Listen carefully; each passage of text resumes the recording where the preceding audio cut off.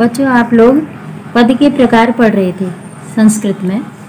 तो यहाँ पद दो प्रकार के हुए, सुबंत पद और तिङंत पद।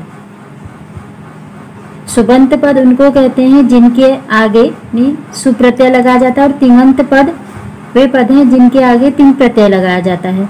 क्योंकि तिङ प्रत्यय, यह जो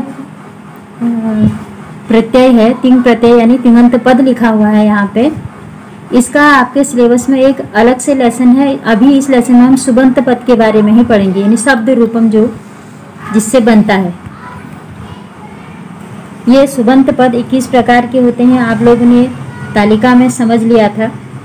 जब किसी शब्द के रूप हम लिखते हैं तो इन्हीं सुबंत प्रत्ययों का प्रयोग करके लिखते हैं। यहाँ मैंने पिछले बार उदाहरण भी बता दिया है, लेकिन अब यहाँ यह सुबंत पद भी दो प्रकार के होते हैं। पहला है सुबंत पद का स्वरांत प्रातिपदिक। प्रातिपदिक का अर्थ भी बता दिया मैंने। प्रातिपदिक का अर्थ भी शब्द ही होता है। शब्द शब्द हुआ, पद भी संस्कृत में शब्द को ही पद कहते हैं। यानी स्वरांत जिनका अंत स्वर वर्ण से होता है, और दूसरा है व्यंजनांत जिन शब्दों का अंत व्यंजन वर्णों से होता है। प्रातिपदिक शब्द और पद एक ही बात हुई। फिर से समझोगे इनको। जिन शब्दों का अंत स्वर वर्णों से होता है वो स्वरांत शब्द कहलाए, और जिन शब्दों का अंत व्यंजन वर्णों से होता है वह व्यंजन वर्ण कहलाए। जैसे राम, हिंदी में हम एक शब्द लेंगे राम। अगर हम इस राम शब्द को ये समझेंगे कि ये व्यंजनांत है या स्वरांत है, तो कैसे समझेंगे? वर्ण विच्छेद नाम का आप लोगों ने एक पाठ पढ़ा था, उसमें यह सब स्पष्ट है। इसको हम वर्ण विच्छेद करते तब हमको पता चल जाएगा कि यह स्वरांत है या व्यंजनांत है। र, धन, आ, धन, म, धन, अ। क्योंकि मूल रूप से संस्कृत के वर्ण लिखने के बाद हल लगाए जाते हैं और वह तब आधा मान लिया जाता है। और फिर उसके आगे अगर हमको अ लिखना है, या तो हम यूं ही लिखेंगे और या फिर हम बिना हल लगाए उस वर्ण को लिख लेंगे। तो अब हमको यह पता चल गया यहाँ पर कि यह जो राम शब्द है यह स्वरांत शब्द है। इसके अंत में यह स्वर आ गया। मूल रूप से यह राम जो शब्द है यह स्वरांत शब्द है, लेकिन हम इसमें सुप्रत्यय लगाते हैं उसको पद बनाने के लिए। सुप्रत्यय यहाँ राम, अगर हम इसको राम जब लिखेंगे तो यह तब पद बन जाएगा सुप्रत्यय लगाने से। अब हमको यहाँ पर यह राम नहीं लिखना है, बल्कि इस मूल शब्द का, राम शब्द के रूप लिखने हैं। तो हम वह 21 प्रकार के जो सुप्रत्यय बता रखे हैं, मैंने पिछले पाठ में आप लोगों को बताए थे, उन्हीं के अनुसार वह रूप बनाएंगे। उसमें कारक और विभक्ति का आपस में संबंध होता है। इस प्रकार हम इनको राम शब्द या बालक शब्द, अगर हम बालक शब्द के रूप ले लेंगे तो भी ऐसी बनेगा, क्योंकि बालक शब्द भी स्वरांत शब्द है। इसके भी अंत में अ आता है। इस प्रकार से ब, धन, आ, धन, ल, धन, अ, धन, क, धन, अ। अब ये भी स्वरांत है, ये भी स्वरांत है। इसलिए हम यह कह सकते हैं कि राम और बालक के शब्द रूप एक समान चलेंगे। और उसी प्रकार से सभी पुल्लिंग अकारांत लगभग समान चलते हैं, और सभी स्त्रीलिंग यानी व्यंजनांत स्वरांत के आधार पर वह लगभग समान चलते हैं। इस बार हम अभी उदाहरण के रूप में अकारांत पुल्लिंग बालक शब्द के रूप देखेंगे, और जिसमें कारक विभक्ति का आपस में प्रयोग होता है वो इस प्रकार से है। यहाँ विभक्ति है, यह पूरा टेबल बना रखा है। इसमें विभक्ति, कारक, एकवचन, द्विवचन, बहुवचन। यहाँ लिख रखा है अकारांत पुल्लिंग, अभी मैंने बताया भी था। शब्द है बालक।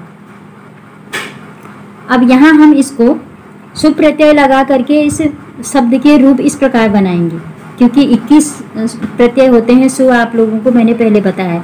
पूरी विभक्तियां हैं यहाँ संबोधन तक। और ये कारक हैं कर्ता, कर्म, करण, संप्रदान, अपादान, संबंध, अधिकरण और संबोधन। इनके साथ इनके चिन्ह हैं, यहाँ कोष्टक में इनके चिन्ह लिखे हुए हैं। कर्ता का चिन्ह है ने, ऐसे ही कर्म का चिन्ह है को, करण का है 2 चिन्ह हैं से के द्वारा, संप्रदान के भी 2 हैं के लिए को, अपादान के भी 2 हैं से अलग होने पर, और संबंध के ज्यादा चिन्ह हैं का, के, की, रा, रे, रे, ऐसे ही सप्तमी के 2 हैं।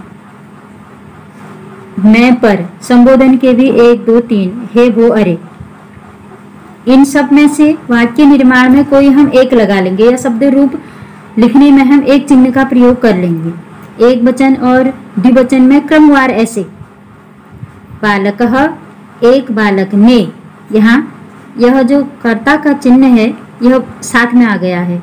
बालकौ, 2 बालकों ने, बालकाः, सब बालकों ने, ये चिन्ह आ जा रहे हैं। इन चिन्हों के आधार पर हम